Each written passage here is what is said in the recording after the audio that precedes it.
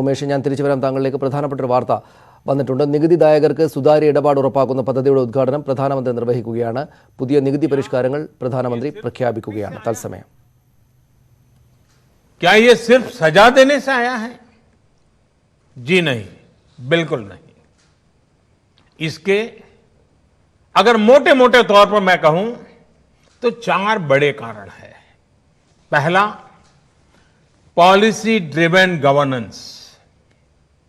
जब पॉलिसी स्पष्ट होती है तो ग्रे एरियाज मिनिमम हो जाते हैं और इस कारण व्यापार में, बिजनेस में और सरकार के और निर्णयों में भी डिस्क्रिशन की गुंजाइश कम हो जाती है। दूसरा, सामान्य जन की ईमानदारी पर विश्वास। तीसरा, सरकारी सिस्टम में ह्यूमन इंटरफेस को सीमित करके टेक्नोलॉजी का बड़े स्तर पर उपयोग। आज सरकारी खरीद हो, सरकारी टेंडर हो या सरकारी सेवाओं की डिलीवरी, सब जगह टैग इंटरफेस सर्विस दे रहे हैं।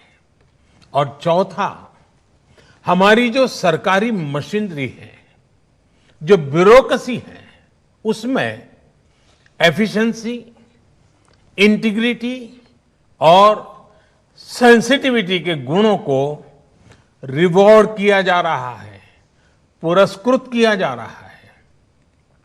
साथियों, एक दौर था जब हमारे यहां रिफॉर्म्स की बहुत बातें होती थी। कभी मजबूरी में कुछ फैसले लिए जाते थे, कभी दबाव में कुछ फैसले हो जाते थे, तो उन्हें रिफॉर्म कह दिया जाता था।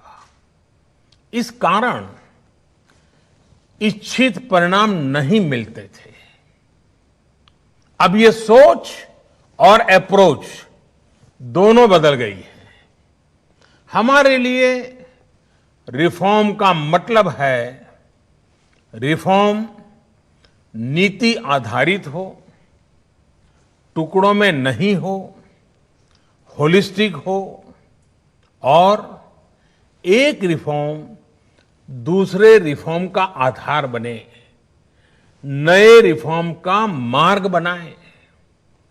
और ऐसा भी नहीं है कि एक बार रिफॉर्म करके रुक गए।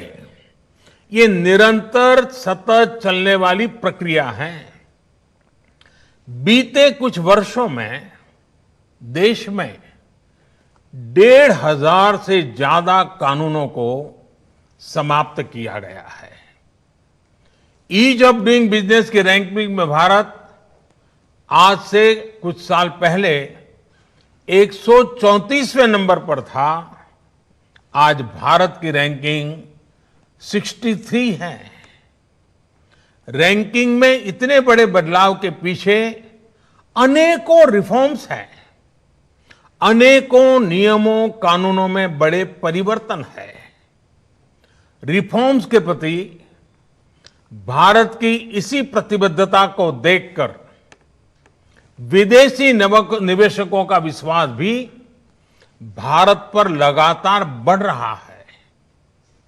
कोरोना के इस संकट के समय भी भारत में रिकॉर्ड एफडीआई का आना इसी का उदाहरण है। साथियों, भारत के टैक्स सिस्टम में फंडामेंटल और स्ट्रक्चरल रिफॉर्म्स की जरूरत इसलिए थी क्योंकि हमारा आज का ये सिस्टम गुलामी के कालखंड में बना और फिर धीरे धीरे इवॉल्व हुआ। आजादी के बाद इसमें यहां वहां थोड़े बहुत परिवर्तन किए गए, लेकिन लार्जली सिस्टम का कैरेक्टर, उसकी चाल चलन वही रहा। परिणाम यह हुआ कि जो टैक्स पेयर राष्ट्र निर्माण का एक मजबूत पिलर है, जो देश को गरीबी से बाहर निकालने के लिए योगदान दे रहा है, उसको कटघरे में खड़ा किया जाने लगा।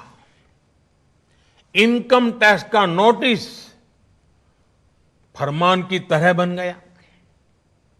देश के साथ छल करने वाले कुछ मुट्ठी भर लोगों की पहचान के लिए बहुत से लोगों को अनावश्यक परेशानी से गुजरना पड़ा।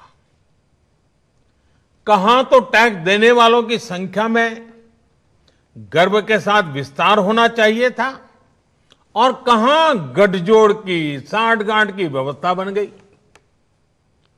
इस विसंगति के बीच ब्लैक और व्हाइट का उद्योग भी फलता फूलता गया। इस व्यवस्था ने ईमानदारी से व्यापार कारोबार करने वालों को, रोजगार देने वालों को और देश की युवा शक्ति की आकांक्षाओं को प्रोत्साहित करने के बजाय कुचलने का काम किया। साथियों, जहां പ്രധാനമന്ത്രി complexity അദ്ദേഹത്തിന്റെ होती है, നികുതിദായകരെ അഭിസംബോധന ചെയ്തുകൊണ്ടുള്ള പ്രഭാഷണം തുടരുകയാണ്. നികുതി പിരിവ് സുതാര്യവും ലളിതവുമാക്കുകയാണ് ലക്ഷ്യമെന്ന് പ്രധാനമന്ത്രി പറയുന്നു. അദ്ദേഹം അത് തുടരുകയാണ്. തിരിച്ചു വരാം ഇടവേളയ്ക്ക് ശേഷം.